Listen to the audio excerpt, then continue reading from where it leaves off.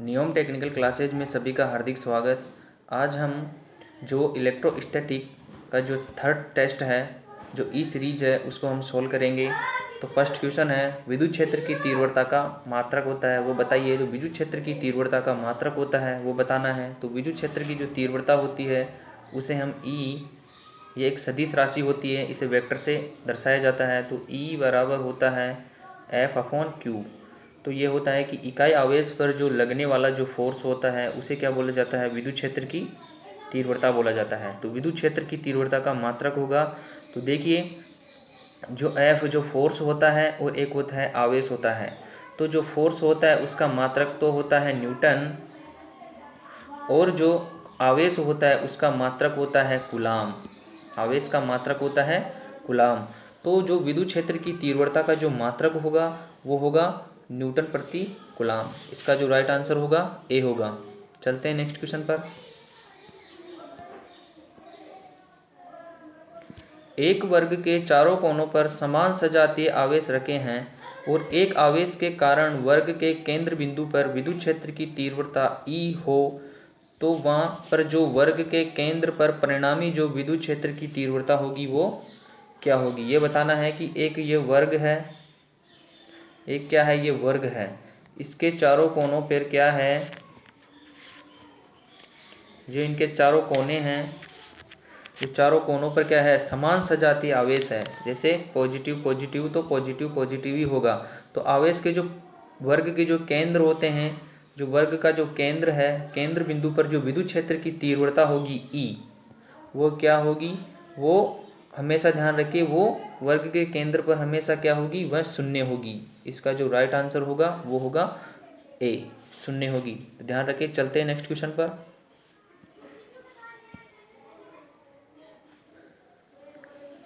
दो चालक समान रूप तथा आकार के हैं, परंतु उनमें से एक तांबे का तथा दूसरा एल्यूमिनियम यानी कम चालक का है।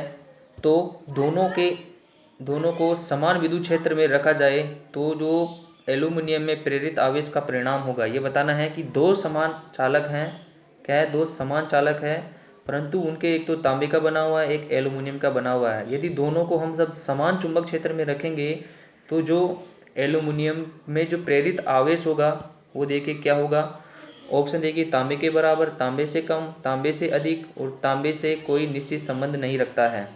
तो हमेशा ध्यान रखें, ये जो आवेश उत्पन्न होगा, जो आवेश का जो परिणाम होगा वो हमेशा तांबे के बराबर होगा। मतलब कॉपर के जो उत्पन्न आवेश है जो एल्यूमिनियम के आवेश के बराबर होगा, ये ध्यान रखें। चलते हैं नेक्स्ट क्वेश्चन पर।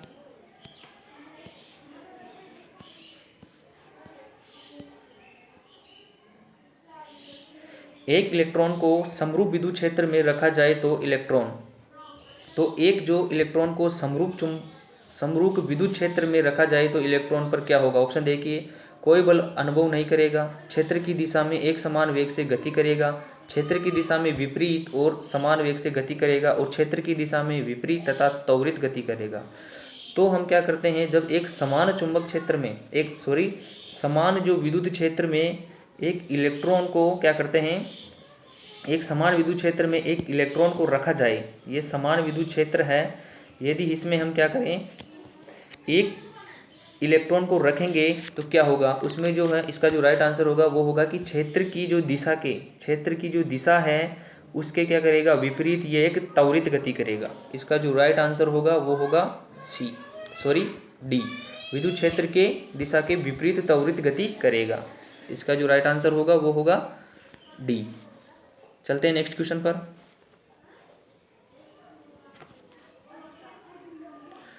परमाणु के आयनीकरण में ऑप्शन देखिए, ए केवल आवेश का क्वांटीकरण लागू होता है, बी केवल ऊर्जा संरक्षण सिद्धांत लागू होता है, और 3 केवल आवेश संरक्षण लागू होता है, और डी उपयुक्त तीनों सिद्धांत लागू होते हैं।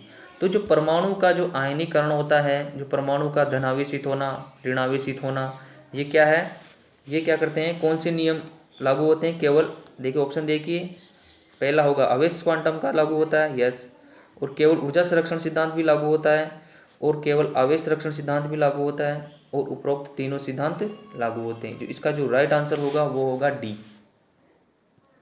चलते हैं नेक्स्ट क्वेश्चन पर।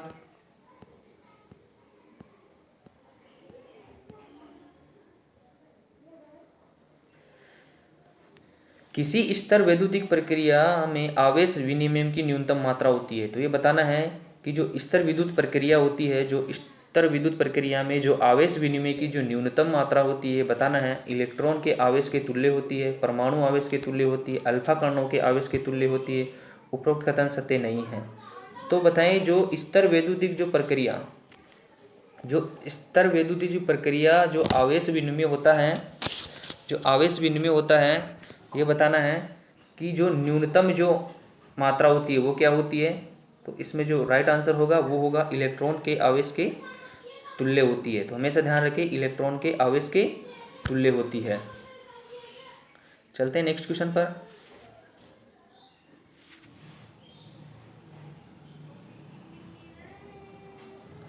अल्फा कण पर आवेश होता है। तो ये बताना है अल्फा कण पर आवेश होता है। तो ऑप्शन ए है 0 इंटू 1.6 इंटू 10⁻⁻19 कूलाम। सेकेंड है 1 into 1.6 into 10⁻⁻19 coulomb.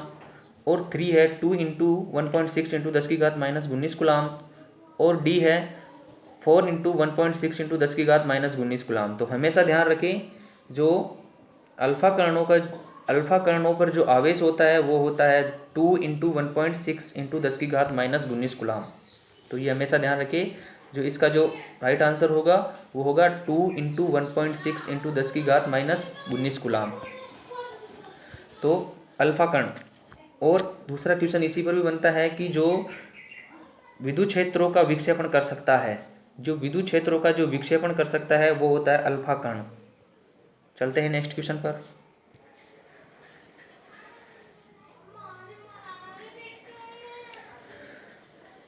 Volt into metre इकाई है। ऑप्शन देखिए विद्युत क्षेत्र की तीव्रता की, विद्युत विभव की, विद्युत फ्लक्स की या विद्युत विभवांतर की।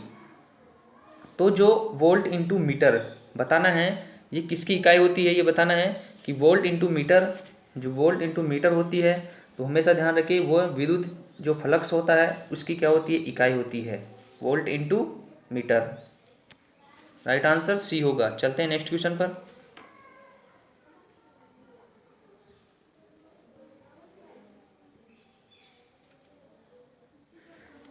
विद्युत बल रेखाओं की धारणा सबसे पहले दी थी। तो जो विद्युत बल रेखाएं होती है उसकी जो धारणाएं थी वो सबसे पहले किसने दी थी, गॉस ने दी थी, कूलाम ने दी थी, फेराडे ने दी थी या एम्पियर ने दी थी। तो हमेशा ध्यान रखें जो विद्युत बल रेखाओं की जो धारणाएं दी थी सबसे पहले वो दी थी फेराडे ने। किसने दी थी, फेराडे ने दी थी। इसके जो राइट आंसर होगा इसका वो होगा 3। चलते हैं नेक्स्ट क्वेश्चन पर। विद्युत बल रेखाएं, जो विद्युत बल रेखाएं ऑप्शन 1 है प्रत्येक स्थान पर उपस्थित रहती है। दूसरा केवल विद्युत आवेशों के समीप उपस्थित होती है। थर्ड है केवल ये उपस्थित होती है जहां धन और ऋण आवेश एक दूसरे के समान होते हैं, वह काल्पनिक होती है। जो ये क्या होती है, प्रत्येक स्थान पर उपस्थित होती है या केवल विद्युत आवेश के समीप उपस्थित होती है, केवल ये उपस्थित होती है जहां धन और ऋण आवेश एक दूसरे के समीप होते हैं या फिर काल्पनिक होते हैं।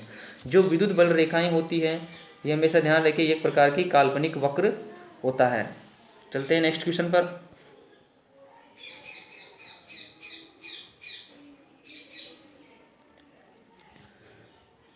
विद्युत बल रेखाएं, जो विद्युत बल रेखाओं पर खींची गई जो स्पर्श रेखा होती है, जो विद्युत बल रेखाओं पर जो स्पर्श रेखा जो खींची गई स्पर्श रेखाएं होती हैं उसे क्या बोला जाता है, गुरुत्वीय क्षेत्र की तीव्रता, चुंबकीय क्षेत्र की तीव्रता या फिर विद्युत क्षेत्र की तीव्रता या विद्युत क्षेत्र की दिशा।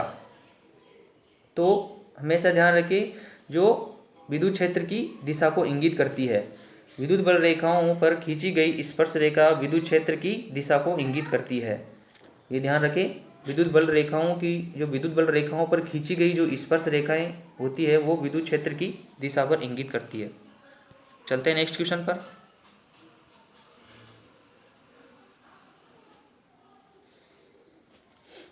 यदि एक खोखले गोले को धन आवेशित दिया जाए तो ये बताना है कि जब एक खोखले गोले को धन आवेश क्या कर दिया जाता है, दिया जाए तो ए ऑप्शन देखिए समस्त आवेश आंतरिक पृष्ठ पर वितरित होंगे, बी समस्त आवेश बाहरी पृष्ठ पर वितरित होंगे, सी आवेश बाएं व भीतर समान रूप से वितरित होंगे, डी है धन आवेश बाहरी पृष्ठ पर वितरित होगा तथा आंतरिक क्षेत्र में इतने ही मान का ऋण आवेश उत्पन्न होगा।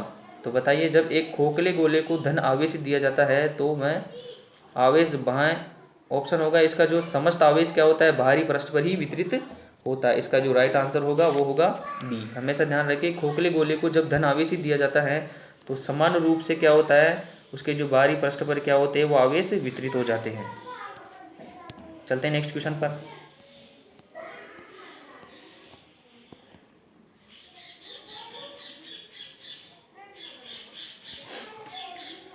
समान रूप से आवेशित गोले के कारण विद्युत क्षेत्र की तीव्रता शून्य होगी। तो ये बताना है कि समान रूप से जो आवेशित गोले के कारण विद्युत क्षेत्र की तीव्रता शून्य होगी, केंद्र पर, अनंत पर, केंद्र और अनंत पर या गोले के पृष्ठ पर। तो हमेशा ध्यान रखें, समान रूप से जो आवेशित गोला होता है, जो आवेश गोला होता है,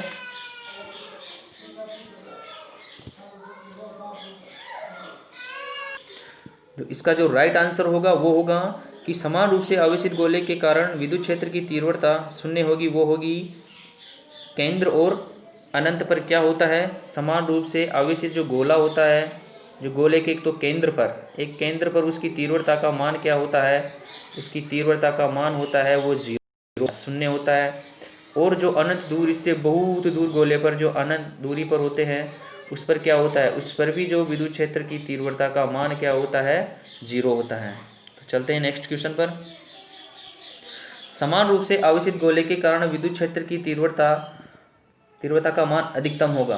तो ये बताना है कि समान रूप से जो आवेशित गोला है, गोले के कारण विद्युत क्षेत्र की तीव्रता का मान अधिकतम होगा। तो गोले के केंद्र पर, अनंत पर, केंद्र अनंत पर, गोले के पृष्ठ पर। तो इसका जो राइट आंसर होगा वो देखिए डी होगा। इसमें पूछा है कि समान रूप से आवेशित गोले के कारण विद्युत क्षेत्र की तीव्रता का मान अधिकतम होगा, वो कहाँ पे होगा, गोले के पृष्ठ पर होगा। ये बहुत इंपॉर्टेंट क्वेश्चन है। चलते हैं नेक्स्ट क्वेश्चन पर। एक खोखला आवेशित गोला विद्युत क्षेत्र उत्पन्न नहीं करता। एक खोखला आवेशित गोला विद्युत क्षेत्र उत्पन्न नहीं करता है। ऑप्शन देखिए, किसी आंतरिक बिंदु पर, किसी बाहरी बिंदु पर, 2 मीटर से अधिक दूरी पर या 10 मीटर से अधिक दूरी पर। तो हमेशा ध्यान रखें, एक खोखला गोला होता है वो विद्युत क्षेत्र उत्पन्न नहीं करता है, वो नहीं करता है आंतरिक बिंदु पर। इसका जो राइट आंसर होगा वो होगा ए। चलते हैं नेक्स्ट क्वेश्चन पर। आवेशित गोले चालक की सतह पर विद्युत क्षेत्र की तीव्रता की जो दिशा होती है वो किस प्रकार होती है। तो जो आवेशित गोले चालक की जो सतह पर जो विद्युत क्षेत्र की तीव्रता होती है, पृष्ठ के लंबवत होती है या पृष्ठ के समांतर होती है या किसी भी दिशा में या उपरोक्त में से कोई नहीं।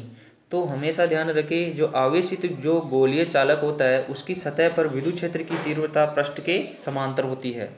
क्या होती है, पृष्ठ के समांतर होती है, ध्यान रखें। चलते हैं नेक्स्ट क्वेश्चन पर।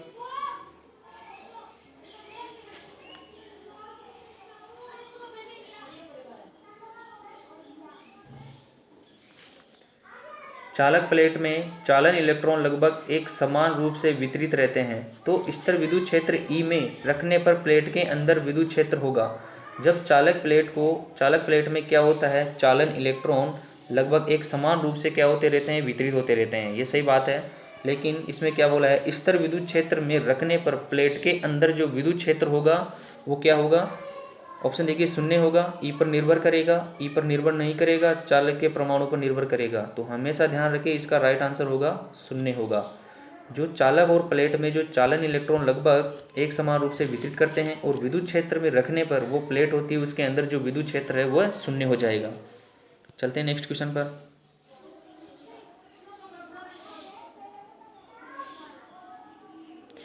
तो बताना है कि पृथ्वी का विभव, जो पृथ्वी है उसका जो विद्युत विभव का मान माना जाता है। बताना है जो पृथ्वी का जो विद्युत विभव है, ऑप्शन देखिए, शून्य, अनंत, कुछ धनात्मक और कुछ ऋणात्मक। जो पृथ्वी का जो विद्युत विभव होगा वो हमेशा शून्य होता है। इसका जो राइट आंसर होगा वो ए होगा, शून्य।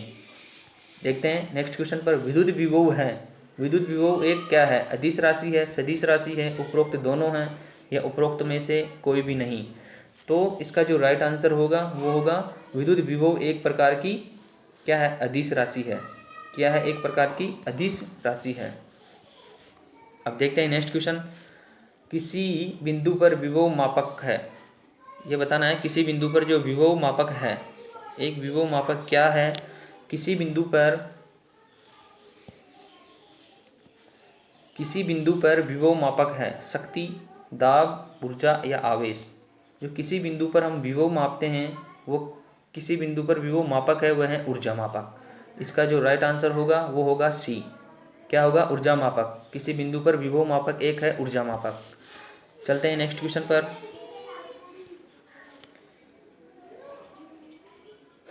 विद्युत विभव की व्यवहारिक इकाई क्या है?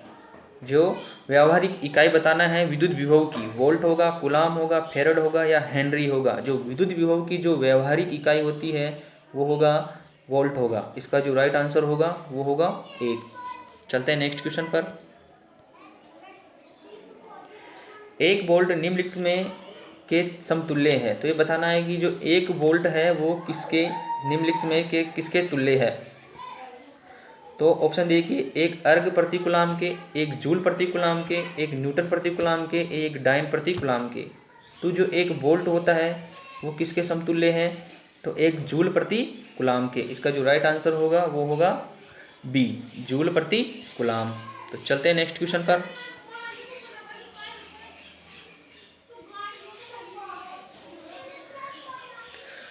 संधारित्र की धारिता की इकाई है। जो संधारित्र की धारिता की इकाई होगी, ऑप्शन देखिए, वोल्ट, कूलाम, फैराडे और ओम। जो संधारित्र की धारिता का मात्रक होता है वो क्या होता है? वो होता है फैराडे। इसका जो राइट आंसर होगा सी होगा, फैराडे। हमेशा ध्यान रखिए, संधारित्र की धारिता का मात्रक होता है फैराडे। और जो सी बराबर होता है Q/V बोला जाता है, इसे कूलाम प्रति वोल्ट भी बोला जाता है। ये ध्यान रखिए, कूलाम प्रति वोल्ट भी बोल सकते हैं और इसे फैराडे भी बोला जाता है धारिता। चलते हैं नेक्स्ट क्वेश्चन पर। यदि वायु संधारित्र की प्लेटों के बीच में कोई अन्य माध्यम लगाएं तब संधारित्र की धारिता पहले की अपेक्षा होगी। यदि हम वायु संधारित्र की प्लेटों के बीच में कोई अन्य माध्यम जैसे बेकेलाइट लगा दिया जाए तब संधारित्र की धारिता पहले की अपेक्षा क्या हो जाएगी? पहले की अपेक्षा धारिता बढ़ जाएगी। और इसी में क्वेश्चन पूछा जाता है, यदि वायु संधारित्र की प्लेटों के बीच में कोई अन्य माध्यम जैसे चालक रख दिया जाए तो संधारित्र की धारिता होगी। तो संधारित्र की धारिता क्या होगी? शून्य हो जाएगी। ये ध्यान रखें, संधारित्र की धारिता क्या हो जाएगी? शून्य हो जाएगी। जो प्लेटें क्या हो जाएगी? शॉर्ट हो जाएगी। ध्यान रखें। चलते हैं नेक्स्ट क्वेश्चन पर। विद्युतशीलता प्रिमिटिविटी का मात्रक है। जो विद्युतशीलता जो प्रिमिटिविटी का मात्रक बताना है, जो विद्युतशीलता होती है उसकी जो उसे बोला जाता है इंग्लिश में प्रिमिटिविटी, उसका मात्रक क्या होगा? न्यूटन प्रति मीटर स्क्वायर होगा या फेरड प्रति मीटर होगा, वेबर प्रति मीटर होगा या फेरड प्रति मीटर स्क्वायर होगा। तो हमेशा ध्यान रखें, जो विद्युतशीलता जो प्रिमिटिविटी होती है उसका मात्रक फेरड प्रति मीटर होता है। राइट आंसर होगा बी। चलते हैं नेक्स्ट क्वेश्चन पर।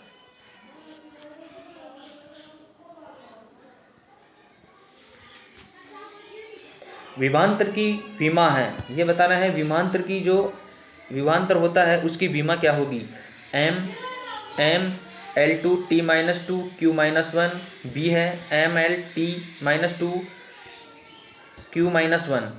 तो थर्ड ऑप्शन है MT2 Q-2 Q-2। फिर फोर्थ है ML2T-1 Q-1। तो हम बताइए विभवांतर की जो विमा होगी वो इसका जो राइट आंसर होगा वो होगा ML2T-2 और Q-1।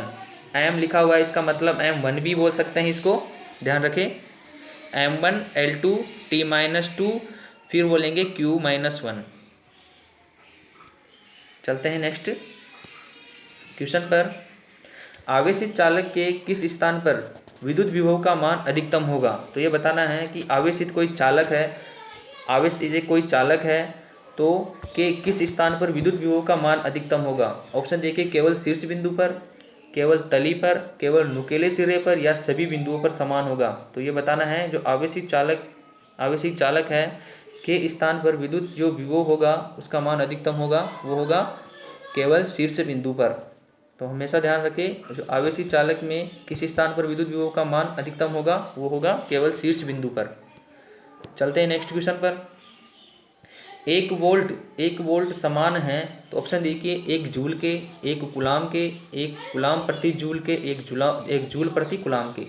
तो जो 1 वोल्ट होता है, जो इसका जो राइट आंसर होगा वो होगा डी।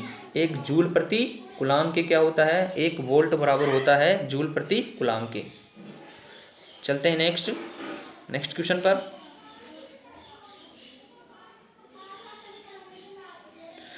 दो संधारित्र जिसकी धारिताएं C1 व C2 एक श्रेणी क्रम में संयोजित कर और उसे जो V1 विभवांतर की बैटरी से जोड़ा गया है, तो C1 के जो सिरों पर जो विभवांतर होगा उसका मान होगा। यह बताना है कि श्रेणी क्रम में जुड़े हुए हैं, उसे V विभवांतर से बैटरी से जोड़ा गया है, तो C1 पर जो विभवांतर होगा उसका मान बताना है।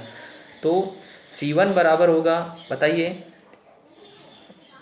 V into C2 upon C1 plus C2, या V C2 upon C1 minus C2, या V C1 upon C1 minus C2, या D होगा V C1 अपॉन C2। तो हमेशा ध्यान रखिए, जो इसका जो राइट आंसर होगा वो होगा 1, यानी हमें C1 का निकालना है, तो C2 पर voltage upon total capacitance C1 plus C2।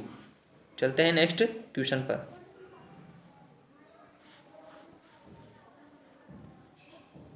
जो आज का अंतिम क्वेश्चन रहेगा, एक विद्युत संधारित्र पर विभवांतर पहले की अपेक्षा दुगना कर देने पर विद्युत क्षेत्र की तीव्रता होगी।